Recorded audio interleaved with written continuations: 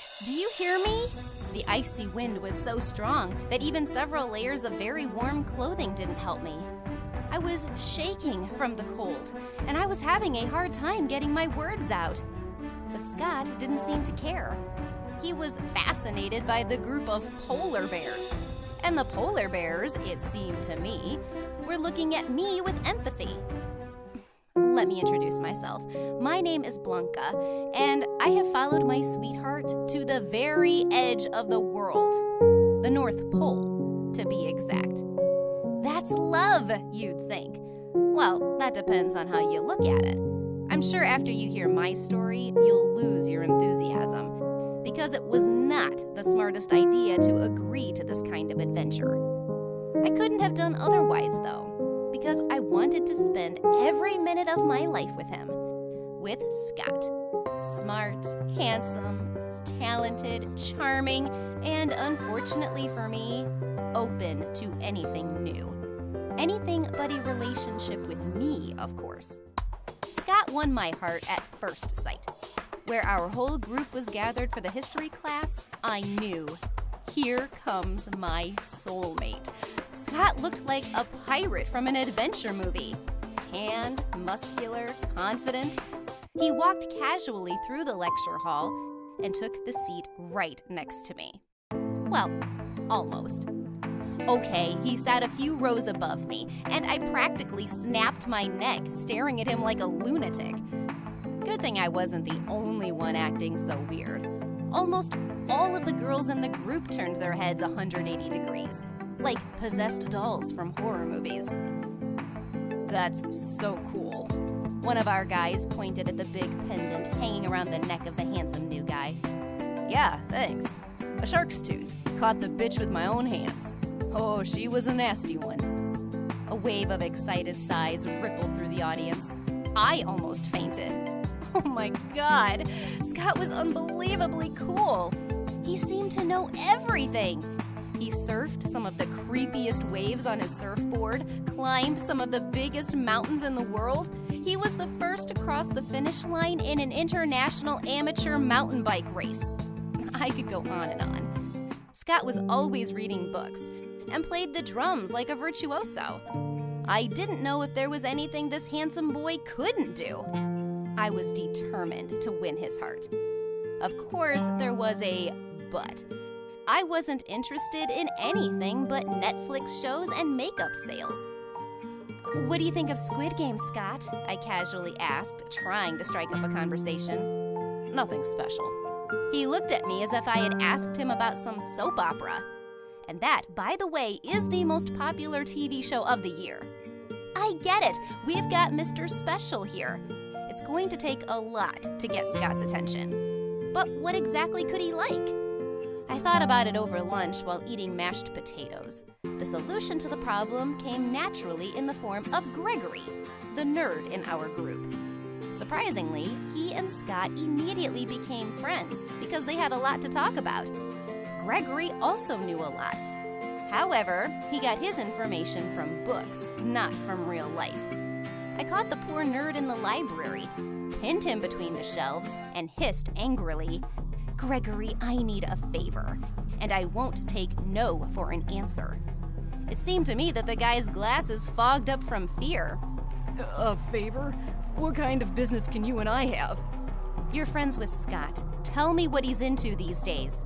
Tell you? I think it's kind of weird that I would, But I was very persuasive. My fiery look told Gregory that there was nothing wrong with him sharing a little information. No one would get hurt, as long as he shared, of course. Otherwise. And so a few minutes later, I had invaluable information about what my sweetheart does after school. And what, in the very near future, I will be doing. The first item on my agenda was the Equilibrium Center. The name could stand for anything, so I had to Google it. It turned out to be a center for yoga enthusiasts.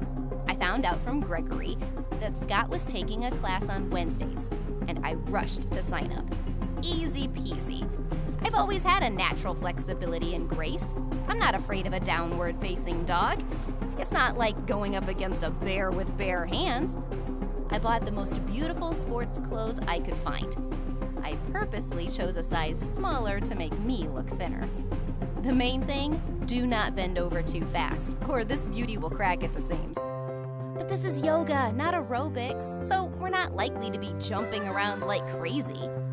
After scoring a spot right behind the object of my adoration, I coughed loudly to get his attention. Scott was surprised to see me. Blanca, right? I never thought you were into yoga. Why is that? I've been coming here for a long time. Apparently we're in different groups.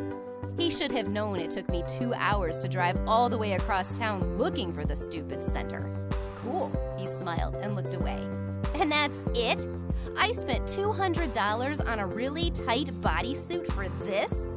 But the class started, and soon the fact that Scott didn't talk to me much seemed like the least of my problems. All the students were super flexible, repeating the most intricate poses after the teacher. And I felt like a brick. Even when I was able to bend, I had trouble unbending. And the final chord of the lesson was a deafening rattle, with which my outfit came apart in the most unexpected place. Fortunately, at this point, all began to clap and I quickly ran into the locker room. You think I gave up? You don't know me very well. Cooking class, Gregory told me the next day. Scott's going to Gordon Ramsay's class this Saturday. Cooking? I couldn't believe my ears. Yeah, they're going to be baking a cake. Cake? What is this nonsense? Why would a handsome man like my beautiful Scott know how to bake a cake? Nothing I could do about it. With a shaking hand, trying not to look at the screen, I handed over all the money from my card to pay for the damn course. Goodbye, Red Dior purse. I'll never see you again. Blanca? Scott smiled broadly and my legs buckled. We've been seeing a lot of each other. What a coincidence. Yeah, $1,000 coincidence. But we didn't get to talk again. The chef came into the kitchen and we started cooking. I tried to make small talk with Scott, but that crazy Ramsay yelled at me so much that I bit my tongue and followed orders.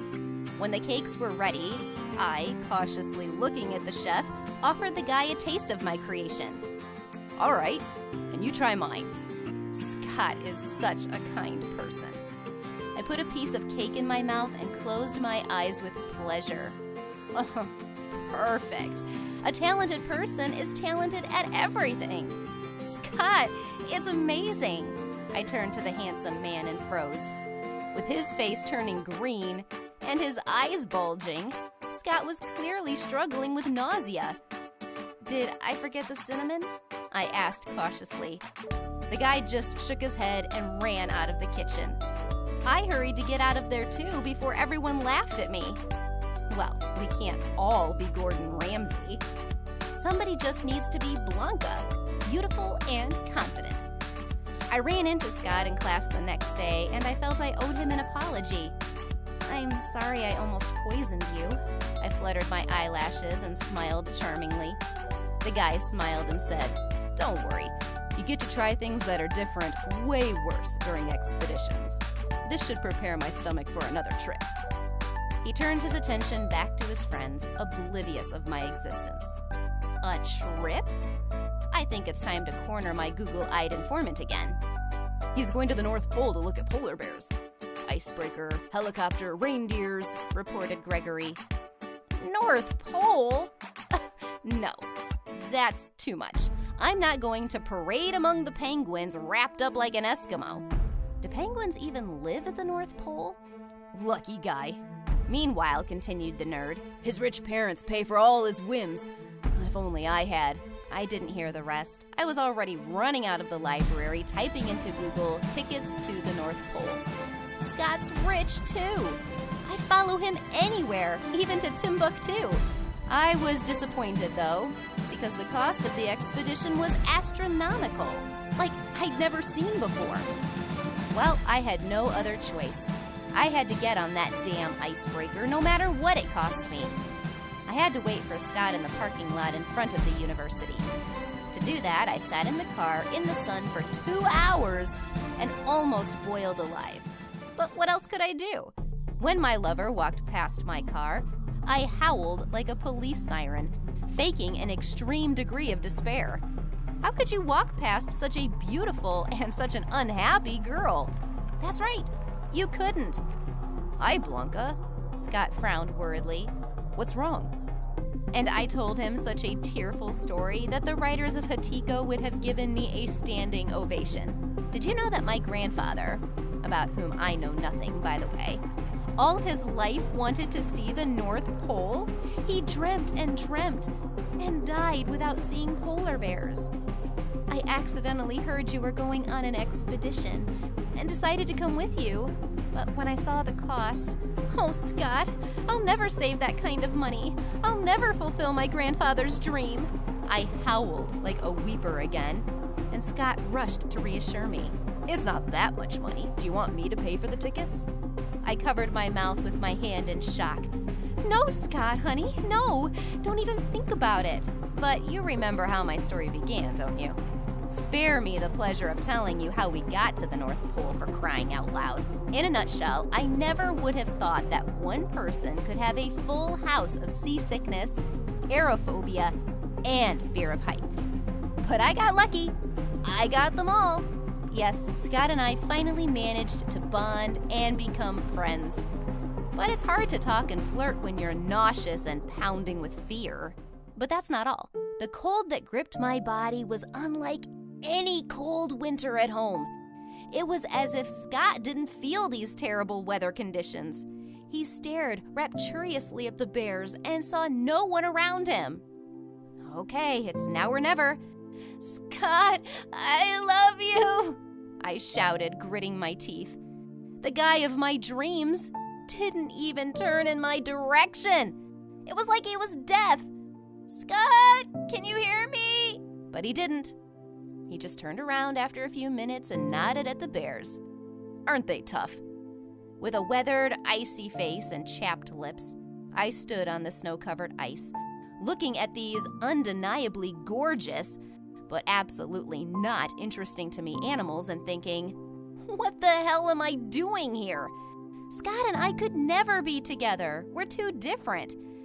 And is it really worth it to be together with someone when it takes inhuman efforts to get his attention? Already on the plane, Scott asked me, So, are you happy you made your grandfather's dream come true? Yeah, I nodded sadly. Handsome took my hand in his and shook it. I'm glad I got to help you with it, Blanca. And you're fun to be with. How about a trip to Timbuktu? I'm going there next month. It's going to be really cool. Last time, I rolled my eyes and turned my back to the window. Of course I wasn't going to Timbuktu. Travel is not my thing, to be honest. I prefer to lie at home, watch a TV show, and drink tea. And I'm not going to change, even for a very handsome guy. Have you ever had to change for the man you love? Be sure to tell me about it in the comments, and like my story if you enjoyed it.